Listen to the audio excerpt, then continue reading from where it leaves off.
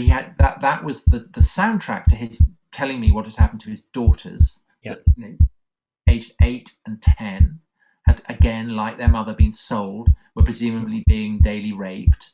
His Mm. sons had been taken away, recruited into a militia, brainwashed, so that if they saw him, they would kill him. I mean, this is he's just one of multitudes and multitudes Mm. of Yazidis who've suffered like that, Mm. and I think that they deserve to be, the focus of global attention much more than they are.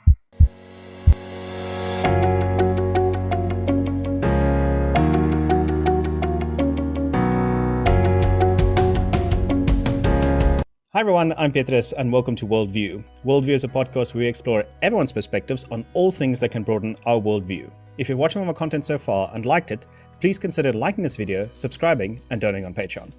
Today we're talking with Tom Holland. Tom is an English author who has published best-selling books like the book Dominion on a range of topics including classical, medieval history and the origins of Islam. In addition to his writing, he has worked with the BBC to create and host historical television documentaries and presents the radio series Making History. He also hosts a podcast called The Rest is History. Tom, welcome to the show. Thanks very much for having me. So we have this situation where we kind of like when we research the people that come on the show, we watch some of the previous podcasts you've done, and we're trying to generate questions that we think probably you haven't heard or could be interesting or something you could react to that'll be new and fascinating for you to have a good discussion about.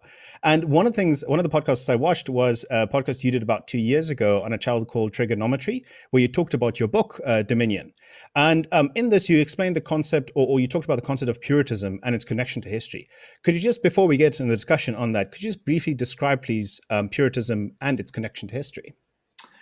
Well, Puritanism is it's a specifically Protestant English phenomenon, and the idea of purity is something that is very fundamental to Christian history over the entire sweep. And I think the evidence for that is that Puritan in Greek would be a cathar, so someone who purifies himself, and the cathars is the name that is given to medieval heretics. But it's also a kind of heretic who existed way back in the very beginnings of Christian history. They get condemned at the Council of Nicaea, where the Nicene Creed gets drawn up. So the word Puritan is not one. It's one that's often applied by Orthodox mainstream Christians towards people who they feel perhaps are are kind of proud, too proud of their sense of purity. So it's not one that the people who become called Puritans themselves actually welcome. But essentially, that is what they're about. They do see themselves as a kind of an elect. They see themselves as people who are called by God, who have been given peculiarly visited by the power of the Spirit. And I think perhaps the overwhelming characteristic of Puritans is this incredible sense of self-analysis. So to be a Puritan, to be assured that you have that you are one of the elect, requires you constantly to look into your soul, to self-analyze, to mark yourself against the kind of the ledger book of sins that you might be racking up. And so although it's often used in a kind of very pejorative sense today, people who are Puritans are seen as killjoys, wagging their finger, telling you not to have fun. Actually, I think they're incredibly morally serious people, and in their concern to do the right thing, kind of strangely admirable. And you mentioned in that podcast also, it was really interesting to watch. You mentioned that you kind of had this very central theme of people cleansing themselves. It's like going through the cleansing history in a ritual in the original Christian dogma, where a lot of what they do, they needed to cleanse themselves and create themselves or vision themselves in this kind of Puritanism sense. And in that way, they actually embody something that you mentioned, absolutism. When did absolutism commence in Western history or Western society even? What do you mean exactly by absolutism? Because absolutism, I mean, classically means absolute monarchy. So a drive to bring everything kind of under the monarch's control. And actually, it's a relatively, it's a recent phenomenon. It's essentially it's a 17th century phenomenon. So Really? the classic model of absolutism in European history would be Louis XIV at Versailles. L'État Oh. c'est moi, the state it's me. Mm. In Britain, the idea that kings rule with a divine right is associated with James I of England, who was previously James VI of Scotland. And in a sense, his son Charles I, it's his insistence on kind of absolute rule, the sense that he's been ordained by God to rule, and that essentially Parliament shouldn't be feeding into the equation, that leads to the civil wars and the convulsions. And certainly in Britain and in the Anglophone tradition, that is that's a tradition that gets powerfully rejected. And of course, the absolutist tradition in France gets rejected in 1789 with the French Revolution. So it's actually absolutism in that sense is it's a pretty very modern 17th and 18th century phenomenon. Yeah. Okay, that's interesting because I also thought that the concept of absolutism in the religious sense, where there was an absolute deity, an absolute way that you should follow things, was something that's created by the rules and regulations of the Roman Catholic Church. Or is that missing the point? I don't think the word absolutism is. I mean, I haven't come across it applied quite in that sense. There is. Clearly, one of the things within Christianity is a tension between the idea that there are absolute moral standards that everyone has to live by, and the rejection that goes all the way back to Paul of the idea that this is vested in a set framework of laws of the kind that God had given to Moses, and Moses in turn had given to the children of Israel, and which passed down to the Jews, then gets elaborated over the course of Jewish history. After the time of Christ into the late antique period, the Talmudic, the rabbis elaborated the Talmud, this entire vast corpus of law. In the Christian tradition, you don't have that, because Paul, in proclaiming the second covenant, the first covenant being the Moses, this second covenant is, he says, is written on the heart, and so therefore to know what the what God's law is, you have to look into your own heart. And essentially, this becomes the concept of conscience. And of course, one of the corollaries of that is that different people over different times will have a different sense as to what the dictates of conscience mean. So there's always that tension within Christian history and within fundamentally Christian societies between the sense that people may have that there are absolute moral standards, and yet at the same time, certainly seen from the perspective of Jewish, or particularly Muslim lawyers, scholars, whatever, the sense that Christian moral frameworks are actually quite slippery and quite prone to moving. And I think that's pretty fundamental to the way in which Christianity has evolved over the 2,000 years, is that it is simultaneously something that has something very stable at its heart, a stable body of scriptures, stable body of rituals and so on. But at the same time, it's constantly evolving and indeed constantly splitting. And so is Christianity and its promulgation specifically to the West from the Middle Eastern origin, is that the reason why, as Puritanism that you described in your book, is that why it's a uniquely Western thing? Is because it was carried through Christianity? Well, Christianity, of course, isn't uniquely Western, as you say. I mean, it comes from originally Jesus and the initial disciples are Jews, and to begin with, it's very much a Mediterranean phenomenon. There are Christians who spread into Iraq, Iran. It's said in India that St. Thomas travelled to Kerala and planted a church there. So it's spreading eastwards as well. But its great base in antiquity is the Mediterranean world of the Roman Empire. And in fact, many of the greatest influences are actually African. So Tertullian, one of the first great writers about Christianity, is based in Carthage. Origen, I think the most sympathetic of all the church fathers, brilliant philosopher, is based in Alexandria. And then the distinctively powerful influence on the course of the Western church is St. Augustine, based at Hippo, town on quite obscure town in North Africa. And I don't think that if you'd asked people in the Roman world, say of the 4th century, where is the kind of the heartland of Christianity going to be over the next 1,000 years, they wouldn't have said, oh, it's going to be in France or Britain or still less Germany, because these are kind of barbarous backwaters compared to the great cosmopolitan cities of the Mediterranean world. It's just that the collapse of Roman power in the western half sets Latin-speaking Christendom, that half of the Roman Empire that both spoke Latin and has passed from Roman control, on a very distinctive course, as compared to the Christianity of the eastern half of the Roman Empire, ruled from Constantinople. And that's a kind of split that endures to this day, because on one side you have the Catholic Church, you have the Protestant churches. On the other, you have the Orthodox Church. And I guess in Dominion, I'm interested in what happens with the Latin Church, because in the long run, it's the Latin Church that gets exported around the world. And so it's the Latin Church that has by far the greatest impact globally. But it's that's not in any way to say that Christianity is to be equated with West European culture. It absolutely isn't. Right. It's just that the West European form is, in global terms, the most influential. Yeah, no, exactly. Yeah.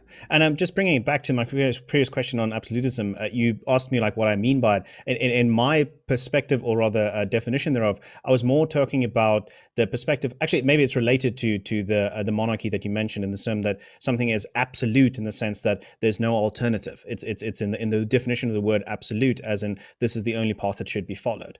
And in today's society, we have this context where a lot of socioeconomic problems, or rather socio-political problems, let me put it that way, a lot of socio-political problems kind of see the absolute as, or striving towards absolute as a type of like solving the problem that they think exists.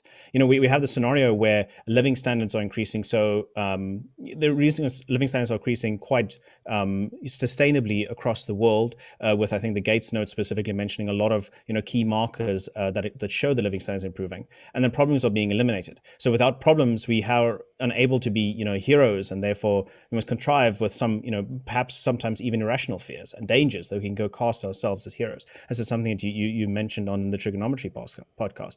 Do you feel like this is fair, that the people are striving towards using these concepts to create themselves as create problems that they themselves can solve and can be heroes of in today's sense? Does that connect with the way that it's applied in history? Well, I think that I think at the moment there are plenty of problems for people to wrestle with. We're just looking at what's happening in India as I sit here, with the terrible spike in COVID deaths there. Yes. These are problems that the world has been wrestling with for the past year or so, and it's clearly not going away imminently. So there are huge calls there for people to wrestle with problems, and I think more broadly that the world faces immense problems, and I think that they relate to climate change and environmental degradation and collapse in biodiversity, and I think that the jury is massively out on just how calamitous these problems may end up being. But I think there's certainly no lack of potential heroes out there, I hope. If there are, please get to work, because the planet needs you. Exactly, yeah. But sorry. So I agree with that entirely. I think there's some serious issues that the world as a whole could focus on and can improve so much, and especially the cohesion among people. But I see people being divided specifically because I think that their solution to the serious problems that we have might be the best one. And so they kind of get polarized, because all of the topics you mentioned now, the coronavirus, the ecological issues, the climate change issues, a lot of these are topics that kind of divide people in that sense. So they kind of think like, my way is the right way, it's the highway. Is that something that we kind of see repeating in history, or is there a way in which we can actually consolidate this? Because ideally we'd like to work together, we'd like to find the middle ground. Humans are inherently competitive, okay. And I think that while on the one hand the appeal to a kind of an order that is broader than one's limited horizons is very powerful. And I think in the West is absolutely derives from kind of Christian teachings, because the fundamental kind of perspective on the nature of divinity, on deity, that Christians right from the beginning cast is that God is the creator of every human being, man and woman, that they're all created equally in his image, and therefore they all have a shared and inherent dignity. And Paul in his letters says, there is no Greek or Jew, there is no man or woman, there is no slave or free. That in that sense, the Christian ethnos, the Christian people, are not to be identified as most people in the Roman Empire assumed, with particular cities or particular places or particular landscapes. That the Christian people are at home across the entire world, and that therefore they are properly to be considered universal. And that tension between the loyalty that most people feel towards the local and the aspiration to identify with the universal is indeed one that runs, I think, throughout Christian history. I think it's also there in Muslim history as well. I think that Christianity and Islam are the two great universalist ways of understanding the world. And they're related. They both grow out of a kind of common cultural milieu. But I think that I think it's tough for humans to do that. I think that I'm sure lots of people have felt this, that their prime loyalty in a pandemic, for instance, is to their nearest and dearest, to their parents, to their siblings, to their spouses, to their children, and then perhaps to your own communities around you, and then perhaps to your own country, and only then perhaps to the entire world. And we've certainly seen this. I'm sure you have in South Africa as well. That the kind of anxiety becomes, well, what are we going to do for our country? And then perhaps we can start looking at the broader world. And I think that's human nature, of course. I mean, that's inherent. The tension between people who consider themselves children of the world, of the entire world, and those who consider themselves, that their prime loyalty is to their nearest and dearest.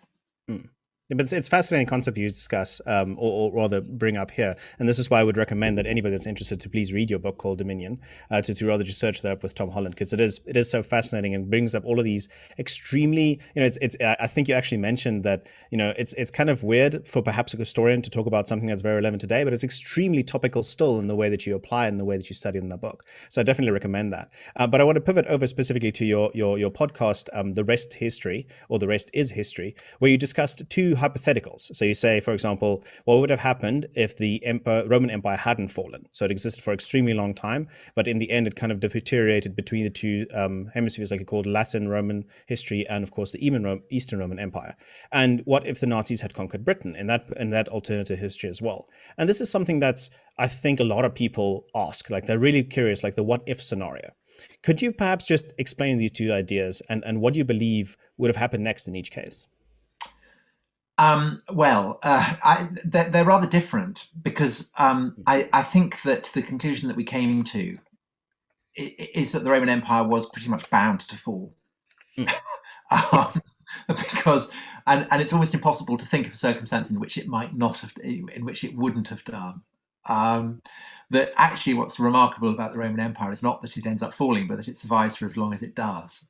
Right. So in that sense, the hypothetical is fantastical, because it's almost impossible to imagine a circumstance in which it would survive.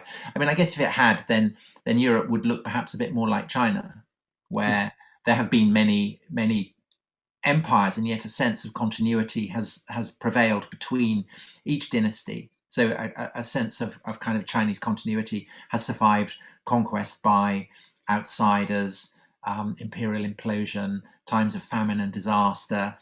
Whereas in Europe that didn't happen. But I think the reason that it didn't happen in Europe is basically geography. China has these great plains, these great river valleys, whereas Europe is divided up by mountains and by seas. And so ever since the Roman Empire fell, conquerors have sought to resurrect a kind of a Roman Empire, and they've always failed. Charlemagne, Philip II of Spain, Napoleon, Hitler. Mm. however broad the kind of temporary command that they've brought over Europe, it's never lasted. Mm. So I think that what pondering that hypothetical, what if the Roman Empire hadn't fallen, brings home is the kind of incredible influence of geography Yeah. And topography on the way that history evolves. And actually, what's distinctive about the Roman Empire is how freakish it is. Mm. It's the only example of a kind of unitary continental empire in the western half of Eurasia, of the kind that you get in China throughout Chinese history. Mm. What if the Nazis had invaded Britain? I mean, that does seem to me a choke point in not just European but global history. Yeah, and Had modern the history. Nazis occupied Britain, then who knows where we'd be. I think history would be incalculably different on that. But again, I think that really there was only a very, very fleeting window of opportunity for the Nazis to win. Mm. And essentially that was in May 1940, when the British Army was trapped in northern France, and there was a possibility that Lord Halifax, rather than Winston Churchill, becomes Prime Minister. Right. And he does become Prime Minister, and then there is agitation from Lord Halifax, who's become Foreign Secretary, to open negotiations with Hitler while the British Army is trapped in northern France. And had that happened, then I think Hitler might have won. But I think once Churchill has decided to fight on, actually, British power is such that it would have been almost impossible for the Germans to beat Britain from that point on. And that, I think, is why Churchill decides to fight on, because he knows that it's very unlikely that the Germans would be able to invade Britain. But from my perspective, and I have to say this as a perspective of somebody that doesn't live in Britain, so I wouldn't necessarily understand the context. But from my perspective as an outsider, and especially in the way in which it's portrayed in popular history, that I am not under the impression that Britain would have accepted peace with Germany. Or was it specifically Winston Churchill's insistence that they will fight on, no matter the costs, to solve this, that actually pushed the British people to do it? In other words, I was under the impression that the British people would have not allowed this to happen, doesn't matter what Lord Halifax intended or not. Or is this a misconception? Was Winston the driving force? I think that I think that had Britain been led by someone who was a defeatist, who thought that there was no point in carrying on because we were going to suffer terribly if we fought on, and that therefore the best option for the British people would be to negotiate a peace, then I think the British people would have gone along with that. I mean, lots of people would not, of course. I mean, nobody would have liked it. No. But if they were told that's the best thing to do, and the evidence, that's what happens in France. But I think that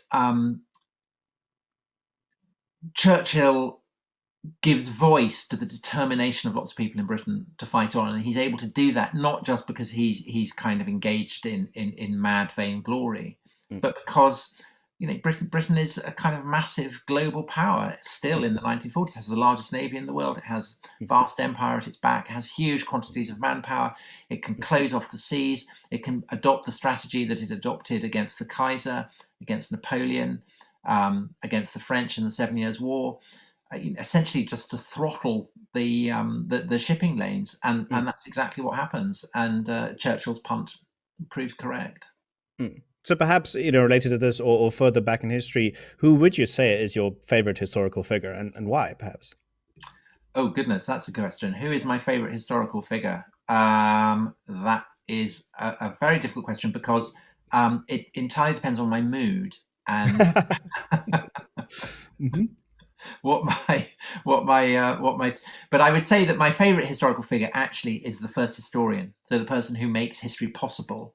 The Greek writer Herodotus, who writes in the 5th century about the wars between the Greeks and the Persians. So the campaigns of Marathon, Thermopylae, Salamis, Plataea. But the reason that I love Herodotus is that, in a sense, he's the patron saint of historians, because he's interested, of course, in the wars that he's describing, but he's also interested in absolutely everything else. So you start this is the first work of history ever written. And he begins it by saying, I'm writing this because I want to explain how it was that the Greeks and the Persians went to war, and what it was that made them do it, and then I'm going to tell you the story. And you think, great, okay, bring it on. But it takes him about 400 pages to get there, because he's constantly being sidetracked by everything else he finds interesting. So, suddenly you're reading about some king who wants his bodyguard to see his wife naked. And then you're reading about a guy who's jumped off a ship and landed on the back of a dolphin. And then you're reading about all the strange stuff that the Egyptians get up to, and their relationship to cats and crocodiles, and how they built pyramids and how they mummify bodies. And then you're reading about Indians and the giant ants that dig up gold. And you're reading about the Scythians and how they get high on marijuana and have saunas. And it's everything about it is fascinating and wonderful. And I think that for his display of limitless curiosity, I would nominate Herodotus. No. I mean, I have some friends who studied history and ancient cultures, and she once told me, like, it's the pain of her who's so in love with ancient cultures and history that she wants to know so much, but in the end of the day, you kind of have to specialize in a certain point because history is just too big to check, to discover everything there is around it. So I definitely can see that same spirit there. But also the trauma of studying ancient history is there's so much you want to know that you can't know. Right. You don't know. And the gaps are enormous. And even where you might have evidence, there's so much that you don't know. So ancient Egypt, I mean, famous, the monuments are perhaps the most stupefying in the whole of the ancient world. But because we don't have kind of gossipy biographies of the kind that the Romans wrote about their emperors, or the kind of relentless interest in writing stuff down that Herodotus shows, you look at, the great sculptures of Ramesses II or Akhenaten, and there's so much you don't know. It's kind of like gazing at, the hardware and not having the software. So that's a constant source of frustration. And so that's the joy of Herodotus, is that you have kind of 600 pages of him just going on about everything that's interesting at the time that he's living. Yeah, no, exactly. I mean, that part's amazing. So, we also have all these terms for the rest of us who don't necessarily study history. It's like, hindsight is 2020, and you have to learn from history, otherwise it repeats itself. Of all these terms, but as an historian yourself, what would you say is the greatest advantage of studying history? Is it to not repeat it? Is it to learn, just know, what it really contained, the whole story? What's the detail? I think the great advantage of studying history is that it makes your life more interesting. It's interesting. It's interesting, and like everything that's interesting, it will therefore inform your present. It's not like there are ready packaged lessons that will be served up. I mean, perhaps don't invade Asia would be one. Yeah, no. I think that rarely works well, comes well. Definitely don't invade Russia in winter would be another. No.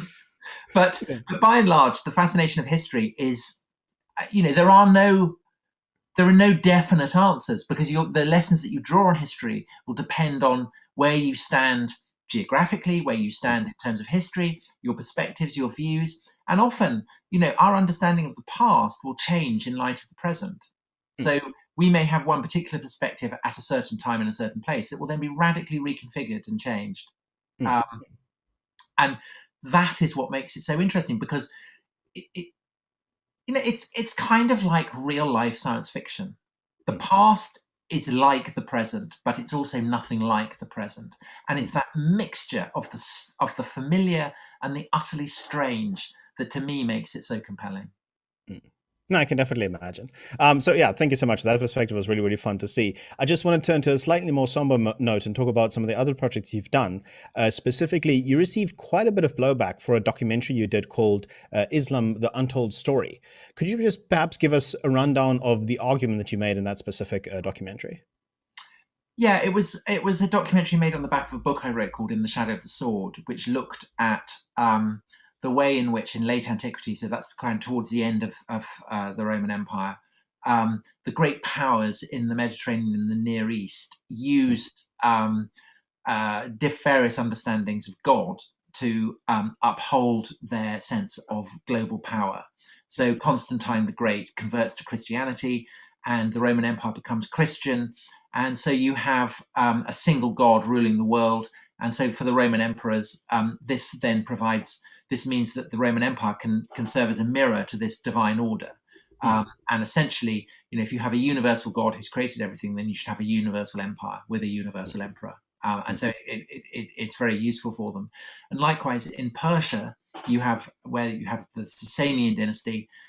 They're Zoroastrian. They have the conviction that the world is divided into rival spheres of good and evil, darkness and light, the lie and truth. And again, that's incredibly useful for the Sasanian emperors because they can cast themselves as agents of light, and they can cast their enemies as agents of darkness. And then you have the Jews, likewise, who are I've talked about the Talmud already. This is the period when they're constructing the Talmud.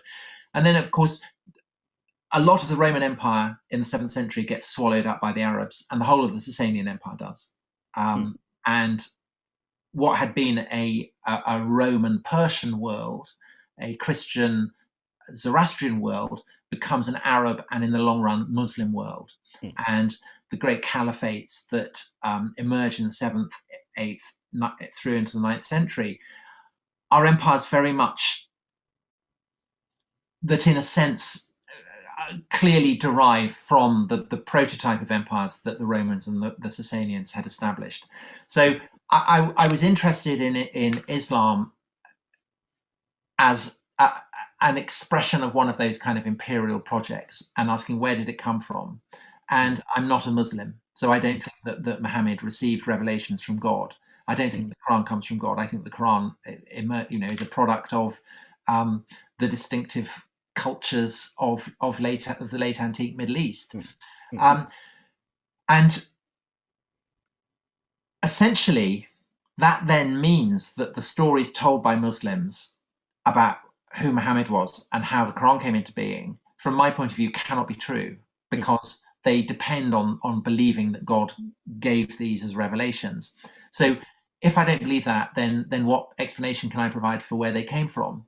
And the essential context for that is that the sources for the life of Muhammad and commentaries on the Quran and so on are by and large about 200 years after the lifetime of Muhammad.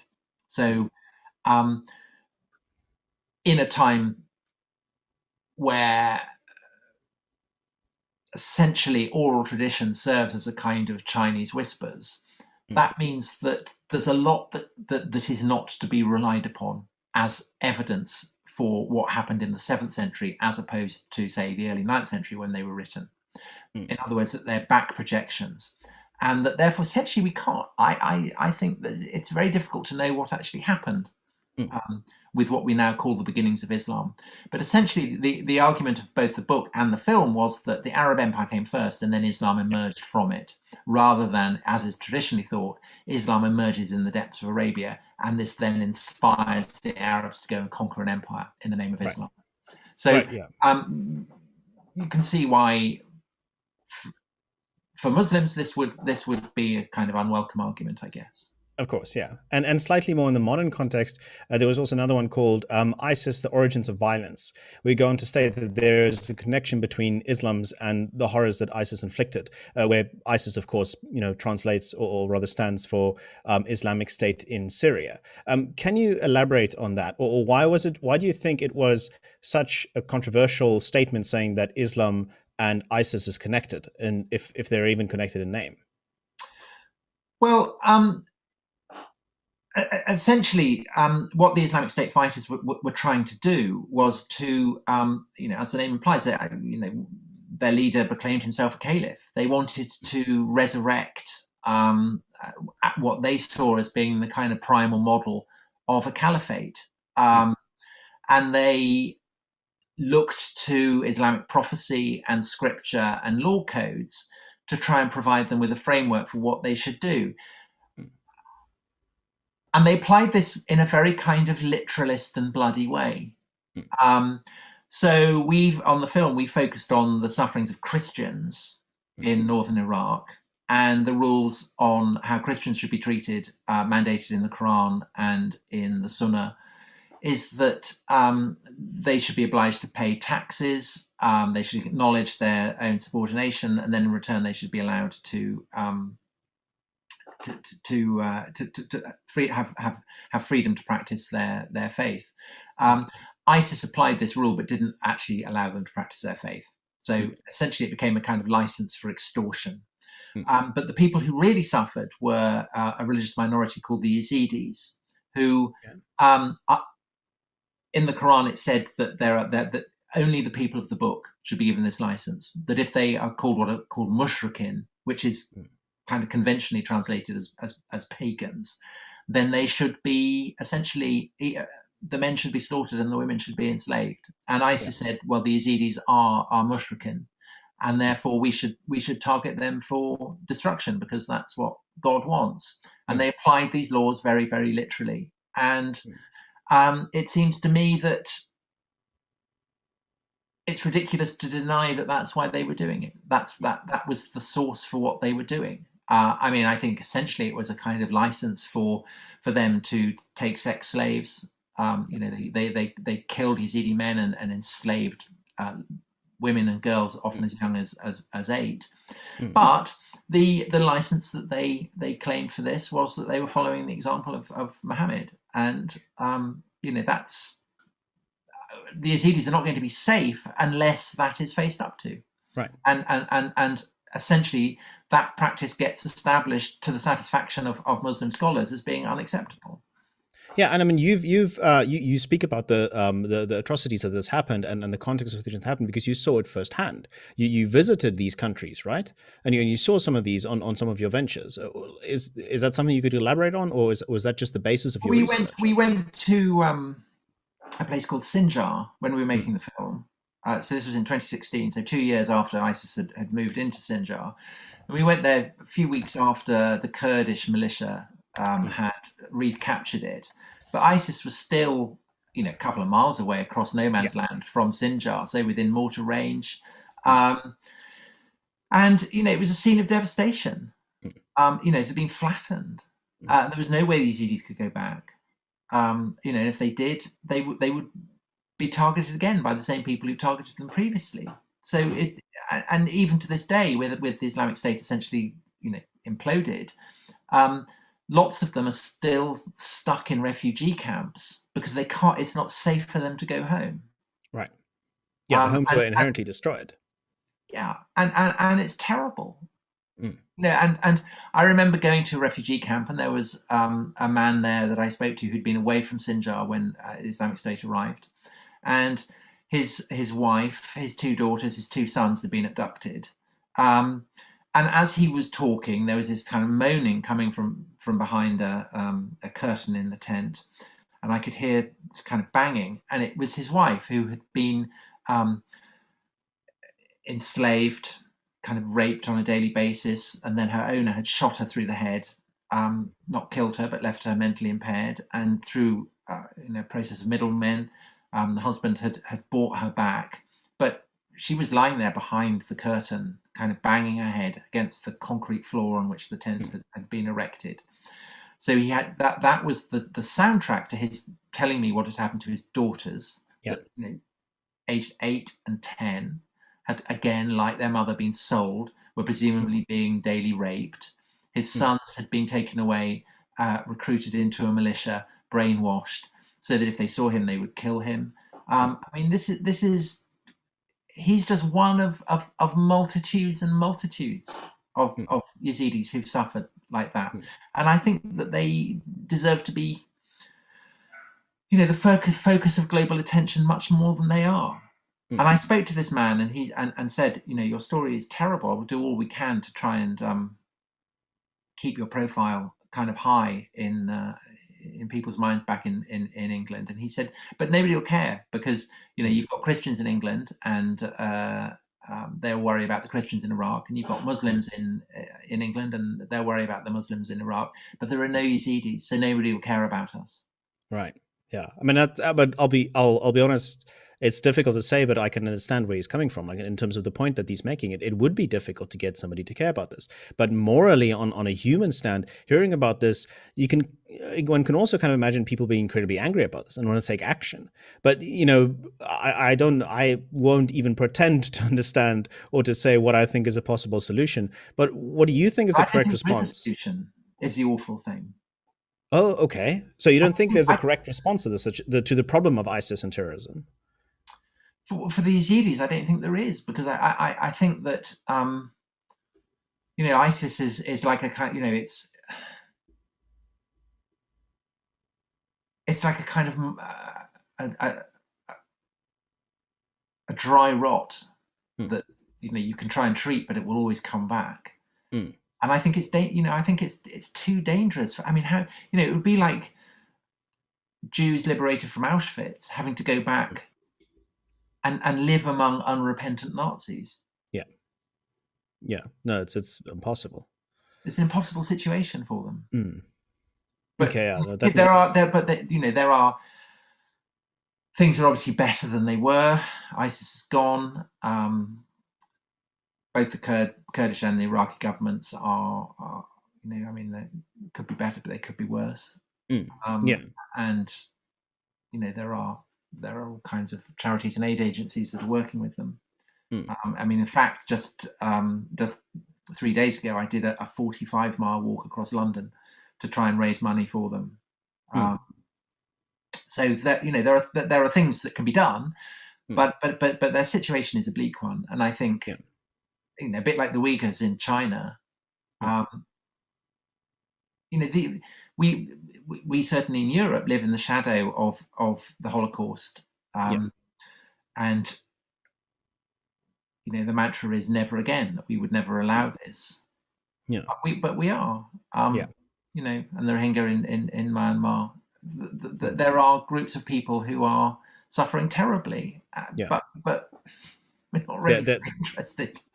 the problem is that they're not at home. Like that's the context, and that's exactly what that man meant. Is it's like the mantra is never again, but the problem is the kind of attitude to that could be never again here, or rather never again in the way that it connects to that. So that's perhaps the connection why it's so important to keep it ever present in people's mind, so that support groups could look after these people in a way that could make their life more comfortable. It couldn't solve the problem, but at least it could make it more comfortable. Is that even a worthwhile sentiment? I hope so. Yes. I mean, Okay.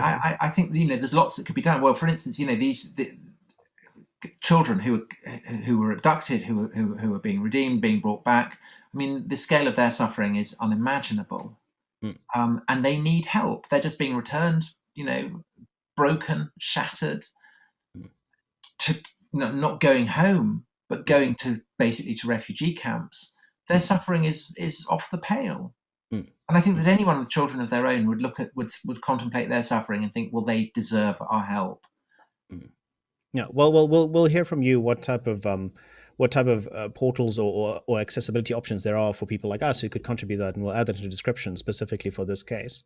But I do want to change the discussion again just to one of the last topics I want to talk about, where in 2016 you wrote an article called "Why I Was Wrong About Christianity" for the New Statesman, which is a very interesting discussion, talking about the influence that Christianity had in the development of many societies, but also among them the one we talked about in the Western society. Previously, you thought that Western values were derived from Greece and Rome, and you kind of didn't really own anything to Christianity. The context within the values that Greece and Rome perpetuated were Christianized, and therefore that's where the values came from. But you've since had a change of heart. Could you explain why you think it became core from Christianity rather than principles that already existed in Greece and Rome before Christianity?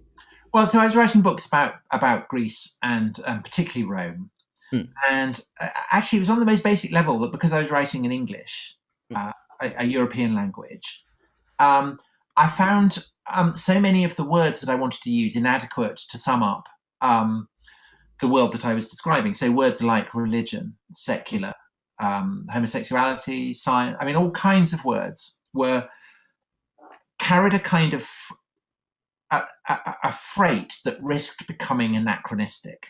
And I kept thinking, well, why? What has changed?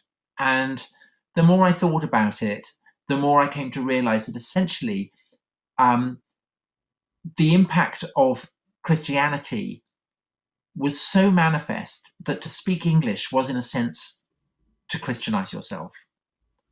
Okay. That the weight of signification that English words have are so shaped by Christianity that it can be almost impossible to apply them to pre-Christian civilizations. And the more I thought about that, the more I came to see that when I look back at Greece or Rome, it was like trying to peer through a kind of dust haze. And that dust haze was made up of kind of tiny little Christian particles. You know, I could kind of dimly make out the lineaments, but it was a real effort to try and to get rid of them. And I wanted, so the article, you know, what had I got wrong, was basically I hadn't realized how Christian I was. Okay. I had not realized how Christian I was in my assumptions, in my attitudes, in my morals, in the most basic way that I understood and saw the world. So I'll give you an example, which is a word that might seem impeccably Greek and have nothing to do with Christianity, which is democracy. So people say, you know, it's people power. That's how it's translated. And so people history look in back, Athens. It's very Greek. So it comes, you know, associated with Athens in the late 6th, 5th, 4th centuries BC in Greece. And we assume that there's a continuity between the democracy practiced by the Athenians and the democracy that we have in the modern world. And so we look back at ancient Greece and we say, but what about the slaves? What about the foreigners? What about the women? They didn't have a vote, so therefore it couldn't really be a democracy. And in doing that, we are assuming that the Athenian democracy was founded on certain principles, namely that everyone has a kind of right to, they have rights, that's what underpins democracy, your democratic right to a vote. And that's the logic that in 20th century meant that women were given the right to vote. It's what underpinned it, obviously in South Africa, the extension of the franchise to everyone in South Africa. You know, there is no slave or free, there is no Greek or Jew, there is no man or woman, there is no black or white. Everyone is equal. This is a Christian perspective. It's founded on the idea that all human beings have a fundamental dignity. But that's not what democracy in Athens was about. It's not the founding principle. Actually, it's better to think of it as the power of the demos. And what is the demos? The demos to the Athenians is the sum of people who are sprung from the soil of Attica in the present, in the past, and in the future. And they have a sacral bond to the earth that has given them birth and to the gods that look after them. And everybody who belongs to that demos has a role to play. And the role of men is to fight and to legislate. So that's why they have their votes. That's why they sit in the assembly. That's why women don't go. But women also have their role, which is to mediate above with the gods and above all with the goddess Athena, who gives her name to the city of Athens. And for the Athenians, that's just as important as sitting in the assembly, perhaps even more important. And so the premise that we bring as people shaped by Christianity is one that struggles massively, massively to come to terms with that, because we don't think to look at it in those terms. And so we sit in judgment on the Athenians for denying women or slaves the vote. But to the Athenians, it would have seemed perfectly obvious why they were doing that. But you have to think yourself back into a pre-Christian frame of mind properly to get that. And it's that degree of effort, because I think, to be honest, one of the things that being kind of globally hegemonic, as Europeans have been, and perhaps particularly if you're an English speaker from Britain or from America, you know, you've had 2 centuries of being able to assume that your values and your ideals and the way that you see the world is just the natural order of things. That's just the way things are. I think that as Western power retreats, that becomes less and less the case. I think that more and more we in the West will come to understand that our way of seeing the world is just one way of many different ways. and that actually, our values, our assumptions, our ideals are very, very contingent, culturally contingent. But I think that for the past 2 centuries, that's been, we've been able to coast by, assuming that the way that we see the world is just the way things are. And I don't think that's the case. And I think that in our essence, the way that we see the world is shaped above all by Christianity. And that doesn't mean that you have to believe in God, doesn't mean you have to go to church, doesn't mean that you even have to really know anything at all about Christianity. But it does mean that it's kind of like, those particles of dust that I talked about, that you just breathe them in, and you may not even realize that you're breathing them in, but there they are. It's part of the oxygen that you're breathing in. Is it then fundamentally in the same way that Christianity seems to be quite shrinking in terms of Western society as a popular, methodology, way of thinking, religious perspective? Is that the same way connected to a way that the Western way of thinking is this is just the way that the world works is also shrinking, and perhaps even more of a different world's perspective, whether that be African or Eastern hemisphere? Is that also the reason why they might be gaining? No, I think Christianity isn't shrinking globally. Okay. I mean, in Africa, it's spread like wildfire. Right. Since the 50s. I mean, its growth has been of an astonishing rate, and it's spreading like wildfire in parts of Asia. And I use wildfire because the fastest growing denomination of Christianity of all is Pentecostalism. And Pentecostal, it's the fire of Pentecost, the fire of the Spirit coming down. It's that idea of kind of living fire spreading around the world. Very, very important and transformative. It's along with radical Islam, Pentecostalism is the great transformative 21st century kind of cultural movement. But I think in the West, in the West definitely there's the feeling that it's shrinking because more and more people kind of define themselves as being not just post-Christian but anti-Christian. But I think that the kind of strident atheism that we see often in the West is just another form of kind of Christianity. It's a logical endpoint for the campaign that Christianity has always embodied against what it casts as superstition, against idolatry, against the belief that there's the divine in shrubs or springs or mountaintops or whatever, that ultimately goes back to the Hebrew prophets. That conviction that you should get rid of superstition ultimately has turned on Christianity itself, but it's bred of Christian assumptions, I think. And so that means that essentially the West remains absolutely shot through with a Christian way of seeing the world, because the things that it doesn't believe in are very Christian things. Yeah. No, exactly. So therefore, you can be shaped by what you lack. That can define you. And I think that what we lack and what we reject is Christian, and so therefore we remain defined by it. No, exactly. Okay, that's a very interesting perspective. I never actually thought about the one actually causing the other one and the way in which it's connected. So thank you so much for sharing that for us. I just want to give you a last opportunity if there's anything you wanted to share, anything you wanted to plug. Well, I mentioned the walk that I did for the Yazidis, and I play for a cricket team here in England, and in county cricket here, a player after 10 years gets a benefit, and they all over the course of the season they raise money, and then they can keep the money to kind of tide them over into retirement. I've played for this team for 10 years, so I've been given a benefit, but my benefit is we're raising money for the Yazidis and for various homeless charities, and if anyone wanted to contribute to that, I would be absolutely delighted. I think it's such a kind of wonderful cause. So that's what I'd like to plug, since you've given me the opportunity. So thank you for that.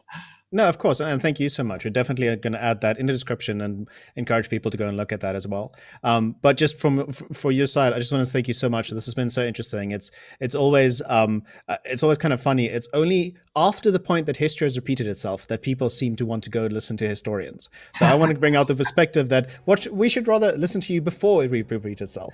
So in that regard, thank you so much for sharing your perspective with us. And just to our viewers, I just want to say, if you've made it thus far in the video, you most definitely have liked the video. So please both by all means like and share this video to share Tom's perspective on the world and his historical expertise. You're more than welcome to check out some of the books that we'll have in the description as well.